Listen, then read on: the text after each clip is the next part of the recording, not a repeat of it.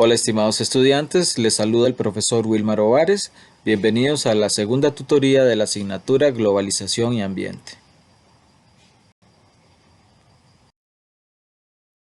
La asignatura tiene un valor de 3 créditos universitarios y el estudiante debe dedicar un mínimo de 135 horas por cuatrimestre para estudiar los contenidos y llevar a cabo las actividades evaluadas.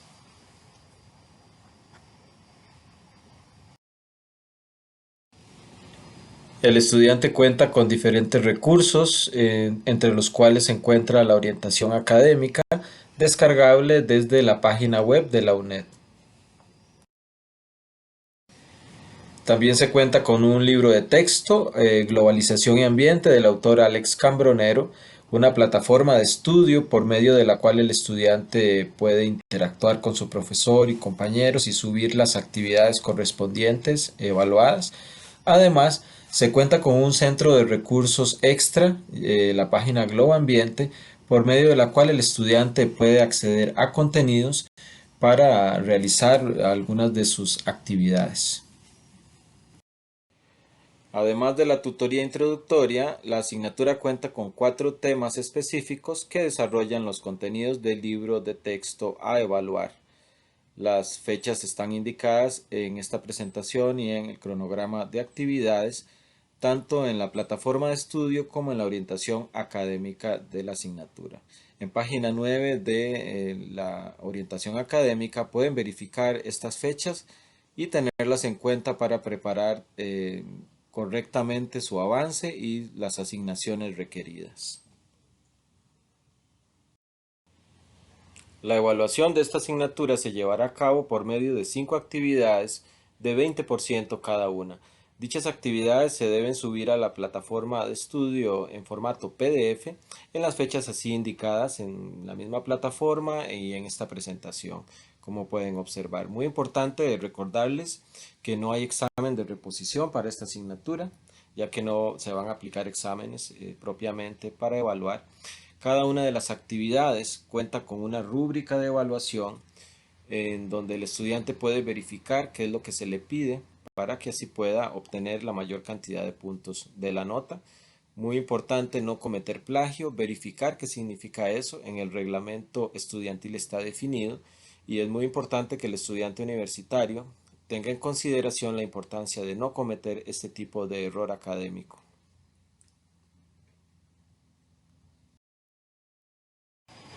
Se les recuerda que la UNED no recibe entregas fuera de las fechas establecidas, excepto en algunos casos indicados en el Reglamento General Estudiantil. En estos casos, los estudiantes deben contactar al encargado de la cátedra y presentar las evidencias respectivas. En caso necesario, pueden contactar al encargado de la cátedra, don Alan Fernández, al 2202-1803 o al correo ajfernandez@uned.ac.cr. Pueden interactuar con su profesor por medio del correo interno o por medio del foro de dudas y consultas en la plataforma estudiantil.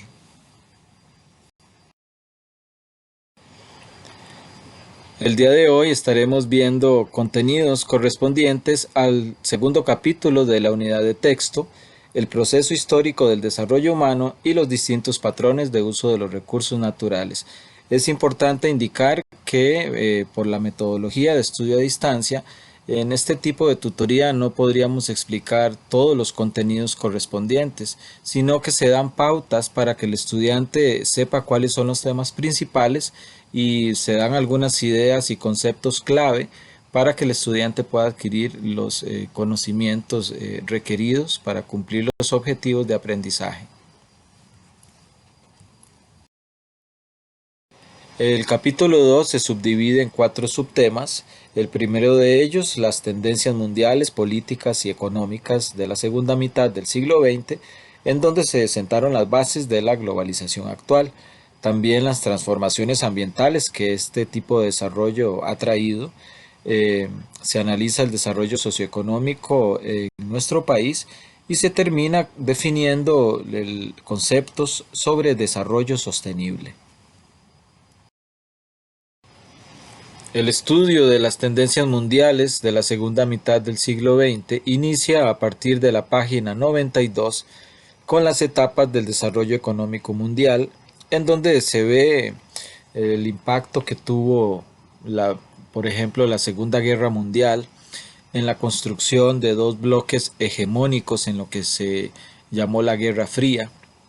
Esto creó un mundo polarizado entre sectores capitalistas y socialistas o comunistas, luchando por imponer dos diferentes ideas en cuanto al desarrollo económico. Esto es lo que se ve en esta primera parte de las etapas del desarrollo económico mundial a partir de la página 92. Se le solicita al estudiante tener el libro a mano y poder estar haciendo sus apuntes y observaciones a lo largo del capítulo. Las etapas del desarrollo económico mundial es un tema bastante amplio en este segundo capítulo. Se analiza la posguerra y la formación de los bloques hegemónicos que llevaron a la Guerra Fría. También se ve el surgimiento y desarrollo de China como potencia, además de los tigres asiáticos y todo lo que es el área del lejano oriente. También se ve brevemente sobre la comunidad europea, la comunidad económica europea originalmente de la posguerra, lo que llevó a la actual Unión Europea. En general son temas bastante amplios que nos llevan a comprender cómo se empiezan a dar los procesos globalizadores en todo el planeta.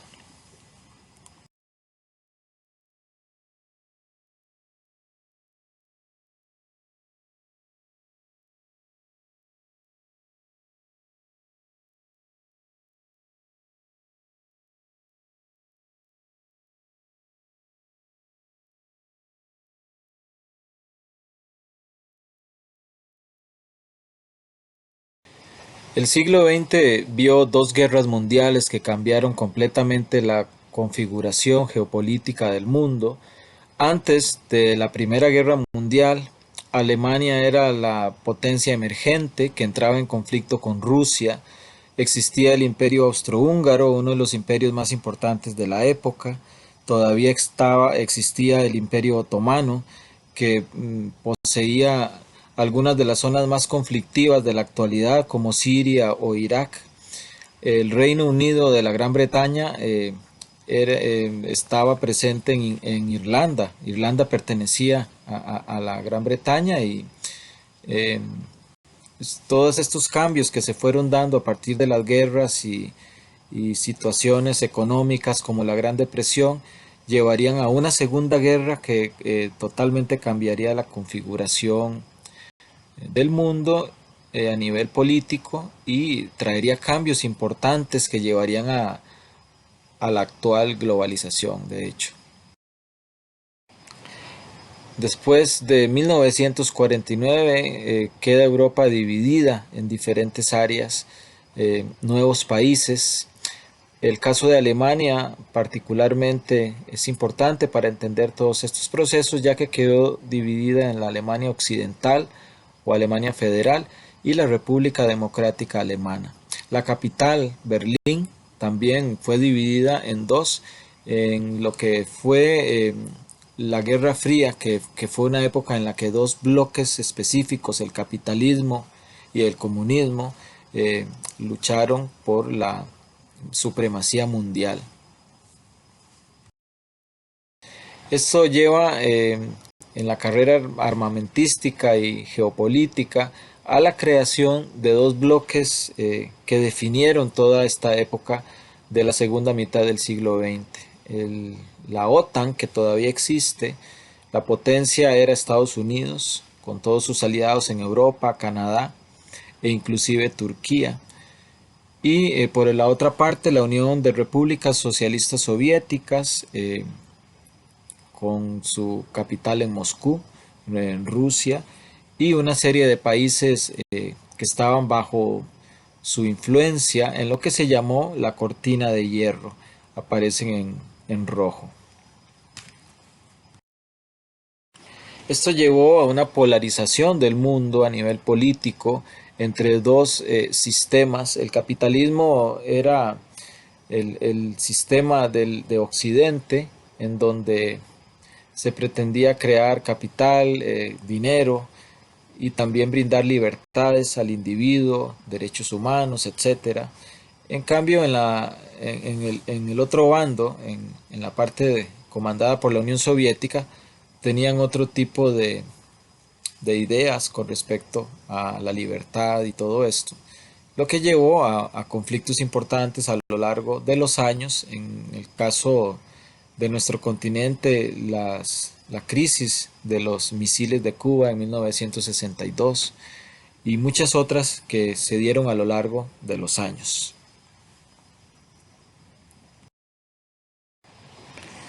El caso de Alemania fue particular, ya que el país posterior a la Segunda Guerra Mundial fue tomado por los aliados y por Rusia. Su capital también fue dividida. Eh, el lado este pasó a ser parte de la Alemania comunista, la Alemania democrática, y el lado oeste fue un enclave de la Alemania federal o Alemania occidental en esa zona de Berlín. Esto es muy importante para entender posteriormente por qué la caída del muro de Berlín fue considerado como el final de la etapa comunista de estos países de Europa. A finales de los años 80 en la Unión Soviética se empiezan a dar cambios importantes ejecutados por el presidente de entonces, Mikhail Gorbachev, por medio de sus políticas de reformas o perestroika, eh, lo cual hizo un cambio radical en la política de esos países hasta el momento. Esto hizo no solo caer todo el sistema comunista poco a poco, país por país, sino también ocasionó que muchos de los países que antes estaban dentro de la esfera de Rusia o de la Unión Soviética pasaran a la esfera de Europa. Con esto se dio un impulso y un paso de una simple comunidad económica europea a una verdadera Unión Europea, incluso a nivel político, como existe el día de hoy. Repúblicas que antes estuvieron integradas en la Unión Soviética como Estonia, Letonia y Lituania pasaron a formar parte de la Unión Europea. Lo mismo que Polonia, Checoslovaquia, que se dividiría igualmente en dos repúblicas, la República Checa y Eslovaquia, y todos los demás países correspondientes a la cortina de hierro, como pueden observar en ambos mapas. Esto le dio un impulso al sistema entonces predominante en Occidente, como lo es el capitalismo. Esto dio impulso a instituciones como el Banco Mundial o al Fondo Monetario Internacional eh, para iniciar contactos con esos países y empezar a meterlos en la esfera capitalista. Esto le dio mucho poder al capitalismo en términos generales. Lo mismo pasó en el resto del mundo, en donde incluso países antes eh, muy comunistas e incluso cerrados como China, se empezaron también a pasar al lado capitalista. En el caso de China, ellos siguen siendo comunistas o teniendo un sistema comunista, pero lo abrieron completamente a la economía. eh, y todo eso ha traído pues un impacto importante a nivel mundial en todo sentido y particularmente a nivel ambiental. Entonces, instituciones como el Fondo Monetario Internacional, el Banco Mundial, a partir de la página 101 pueden ver detalles al respecto. Empiezan a interactuar con los países, a establecer reformas. Son instituciones muy importantes que trabajan obviamente a favor del capitalismo y la economía de mercado. Y además surgen nuevos actores con un poder económico muy grande, como lo son las transnacionales, que son empresas que empezaron a tener una casa matriz en un país, usualmente un país occidental, como Estados Unidos o Alemania o el Reino Unido, y empezar a tener subsedes en diferentes países hasta volverse muy importantes y muy poderosas a nivel económico. El capitalismo se define como un sistema económico y social basado en la propiedad privada de los medios de producción. Eh, Se le brinda importancia entonces al capital como generador de riqueza y en la asignación de los recursos a través de mecanismos de mercado. El mundo sigue polarizado, ya pasó la Guerra Fría, pero siguen habiendo países más desarrollados que otros, siguen habiendo diferencias de culto, de lengua, eh, seguimos viviendo en un mundo polarizado y en la actual etapa capitalista en la que se vive, la división entre ricos y pobres, entre norte y sur, muchas veces es muy acentuada, provocando movimientos sociales de unos países a otros, en donde eh, obviamente se siguen dando conflictos a nivel interno. A nivel de nuestro país también se da esta polarización, se dan regiones más desarrolladas que otras, algunas con un mayor ingreso que otras, mayores oportunidades. Se da una gran diferencia entre el desarrollo del centro del país y la costa y el desarrollo urbanístico también, muchas veces mal planificado, impacta negativamente en el medio natural, ya que no se planifica correctamente el desarrollo de las nuevas comunidades o de las comunidades ya existentes, lo cual agrava los problemas sociales y ambientales del país. A partir de la página 96 de la unidad didáctica se estudia a China como potencia emergente y también se ve el caso de los tigres asiáticos, países que han basado su desarrollo en una gran capacidad de exportación, de investigación, de desarrollo tecnológico, que han pasado de países con un ingreso muy bajo a países ya de renta media o en algunos casos se encuentran entre las rentas más altas del mundo. China como potencia emergente, todos lo sabemos actualmente, está en contraposición a la hegemonía de las últimas décadas por parte de los Estados Unidos. Hay conflicto y máxime ahora con la situación actual económica y de salud con respecto al coronavirus, eh, hay mucha influencia de China en otros países y se espera que en los siguientes años siga ese desarrollo y siga extendiendo su influencia a nivel político, provocando posiblemente en un futuro nuevas divisiones o nuevos conflictos a nivel político y social. A partir de la página 107 y hasta la 113 vemos de transformaciones ambientales ocurridas en términos generales a nivel mundial.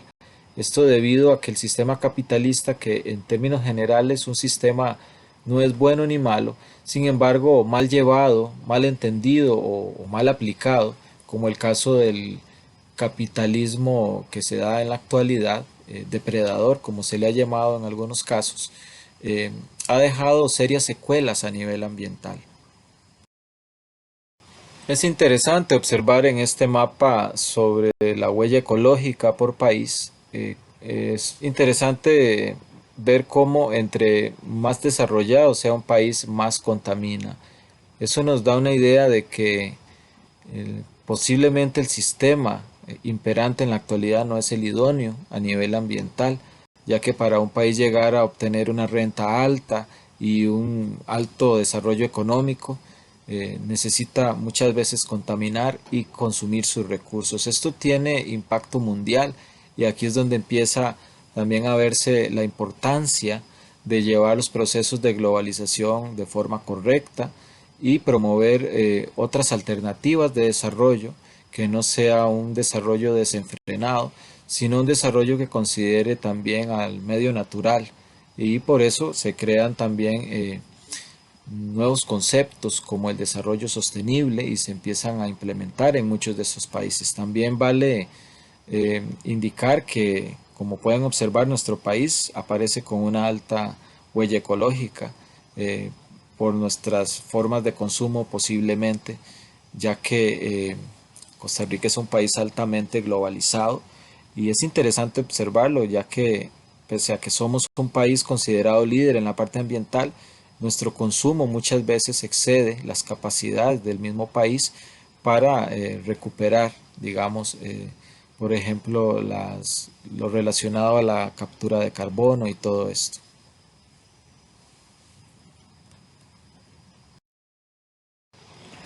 Todos estos cambios y toda esta contaminación producida por los sistemas de producción actuales llevan a realmente impactos importantes, como se puede observar en la presente imagen, con respecto al Polo Norte. Eso es un ejemplo. A partir de los años 70 se empieza a tomar conciencia a nivel mundial de que hay un problema ambiental que resolver. Se empiezan a medir, se empieza a recolectar información y se ha observado que es evidente que hay cambios importantes producidos por el ser humano en los últimos años y especialmente en los últimos 100 años con respecto a recursos tan importantes como el agua dulce que puede existir en los casquetes polares. Esto lleva a conflicto del ser humano, comunidades humanas que entran en conflicto con comunidades de animales que van perdiendo sus hábitats muchas veces por precisamente este calentamiento global. eh, y es interesante observar cómo estos impactos no solo afectan a estas especies, sino realmente a las comunidades humanas que muchas veces también se ven desplazadas o entran en directo conflicto con los animales y en este caso los segundos son los que tienen las de perder. A partir de la página 118 se estudian los contenidos relacionados al desarrollo económico de Costa Rica en la segunda mitad del siglo XX. A partir de la revolución del 48 se dan cambios muy importantes a nivel país que consiguen mejorar las expectativas del país a nivel de salud, de educación, económicas. Se crean instituciones para apoyar el desarrollo del país. Sin embargo, esto tiene también en algunos casos impactos negativos, sobre todo en el medio ambiente, al empezar a colonizar zonas que antes estaban ocupadas por bosques primarios, los cuales son sustituidos por zonas agrícolas y por zonas urbanas.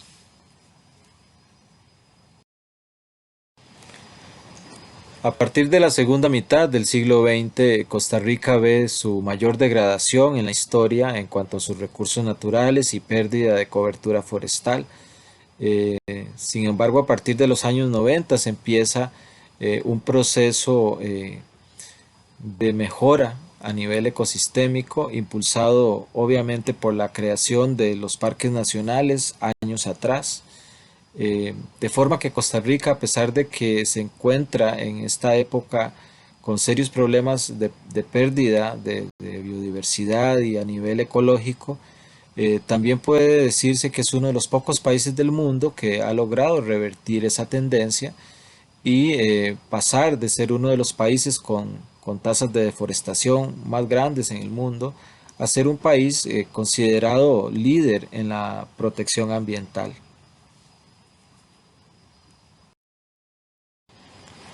De 1978 a entrado ya la década del 2000, Costa Rica pasa de una gran crisis económica a inicios de los años 80, causada por la caída de los precios del petróleo, también por la inestabilidad política en Centroamérica.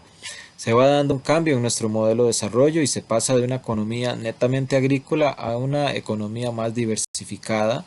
El turismo ecológico pasa a ser una de las principales fuentes de ingresos de nuestro país y el país ingresa fuertemente en todo lo que es la globalización a nivel de producción, a nivel de consumo y en este caso a nivel de la industria turística también. Se pasa de menos de 500.000 eh, visitantes al año a inicios de los 90 a más de 2 millones eh, en el 2012. Costa Rica pasa a ser uno de los destinos favoritos en muchos países. Eso nos brinda la oportunidad de crecer económicamente. En muchos casos, esto también tiene un impacto ambiental, ya que se construyen hoteles y casas en zonas muchas veces cerca de zonas protegidas o muchas veces en lugares como manglares o playas que se invaden. Esto también tiene un impacto, aunque Costa Rica obviamente sigue teniendo un liderazgo a nivel de turismo ecológico, y eso nos da la oportunidad de seguir protegiendo los recursos naturales si se sabe administrar esta industria correctamente. Ya llegamos a inicios del siglo XXI, en donde pues Costa Rica entra de lleno ya en la globalización, como se dijo antes, por medio de instrumentos como los tratados de libre comercio. Hay un fuerte aumento del PIB, de la producción, y se diversifica la economía, como ya se dijo, pero no todo es perfecto. A la vez que el país se va globalizando y y va mejorando en algunos casos el desarrollo económico, desgraciadamente esto no se da para toda la población. Muchas veces los grandes beneficiados son grandes compañías, pero el nivel de pobreza sigue constante. En la actualidad es evidente que incluso es mayor ya que el 20% debido a la crisis actual del coronavirus.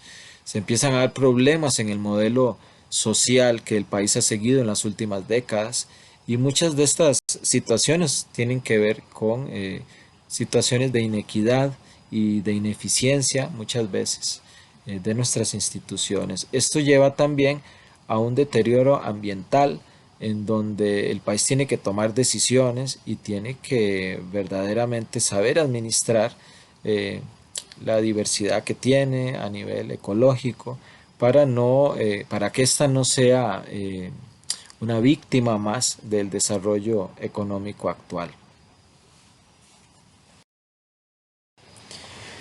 En los próximos años seguirá creciendo la población, seguirá habiendo presión sobre los recursos. Los nuevos costarricenses van a requerir nuevas casas, van a requerir trabajo, agua, etcétera. Es muy importante mejorar los medios de producción, ya que si bien es necesario brindar oportunidades de trabajo a la población, no puede ser en contra de los recursos naturales. No podemos contaminar el agua o el suelo, porque posteriormente de igual forma nos vamos a quedar sin el trabajo y con una naturaleza muy afectada, como ya ha pasado en otros países.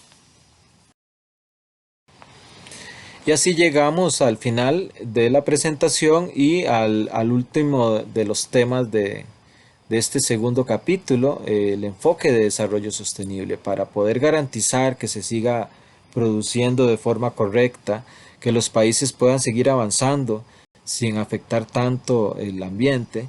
eh, las Naciones Unidas y diferentes instituciones alrededor del mundo han impulsado nuevos modelos de desarrollo, en donde se nos define el desarrollo sostenible como el manejo y la conservación de la base de los recursos naturales, ya sea biodiversidad, suelo, aire, agua, y la tecnología, eh, con relación a la mejora tecnológica y a la buena administración de las instituciones, para asegurar las necesidades humanas sin estar afectando el medio ambiente.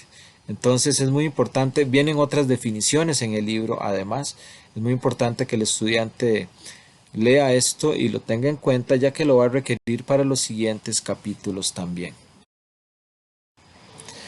Se termina con las estrategias de desarrollo sostenible. Hay diferentes estrategias creadas por diferentes instituciones alrededor del mundo, en coordinación con los países y las instituciones locales, para promover directamente el desarrollo sostenible y que sea integrado en los planes de trabajo de los gobiernos y de las regiones, ciudades, comunidades, para que se pueda realmente dar un correcto desarrollo sin necesariamente afectar los recursos. Esto es sostenibilidad. Las propuestas de futuro para un planeta vivo en la página 187 nos dan algunas ideas de lo que se debe ir haciendo para mejorar los procesos actuales y que estos no afecten tanto eh, a los recursos que tenemos a nivel de biodiversidad. Aumentar la red mundial de áreas protegidas. Desgraciadamente en nuestro país y en muchos otros más bien se le están quitando recursos. Esto es preocupante y digno de análisis. Detener la pérdida de hábitats, como vimos con respecto a los osos polares, y se ve de igual forma con respecto a los elefantes en África y diferentes poblaciones animales en otros países. Muchas veces las tortugas en nuestro país se ven afectadas por las comunidades humanas. La restauración de ecosistemas es definitivamente una de las estrategias principales para tratar no solo de mejorar la situación de pérdida de hábitat, sino también para ayudar a regular el clima, máxime en la actualidad, en donde hay problemática de cambio climático. Es muy importante también promover patrones de consumo saludables, evitar el despilfarro, reducir la huella ecológica como se vio anteriormente, ya que esto se relaciona mucho con los niveles de desarrollo de un país. Si bien no todos los países desarrollados tienen una huella ecológica negativa, hay países como Suecia o Noruega que son países muy ricos y que sin embargo protegen la naturaleza. Estos países pueden ser ejemplo a seguir por muchos otros para llegar a obtener alto grado de desarrollo sin afectar tanto los recursos naturales y el ambiente natural. Así llegamos al final de esta presentación. Espero que les haya sido de mucho provecho. Estamos a la orden, los profesores y el encargado de la cátedra, para resolver sus consultas. Se les recuerda que deben estudiar el libro según las fechas indicadas. Por favor, inicien sus tareas con antelación para evitar imprevistos de última hora y entreguen los trabajos en PDF como se solicita y por medio de la plataforma. No se recibe este tipo de trabajo por correo electrónico, por ejemplo.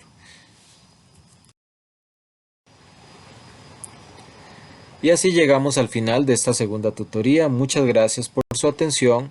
Les habló el profesor Wilmar Ovares. Que tengan una excelente semana.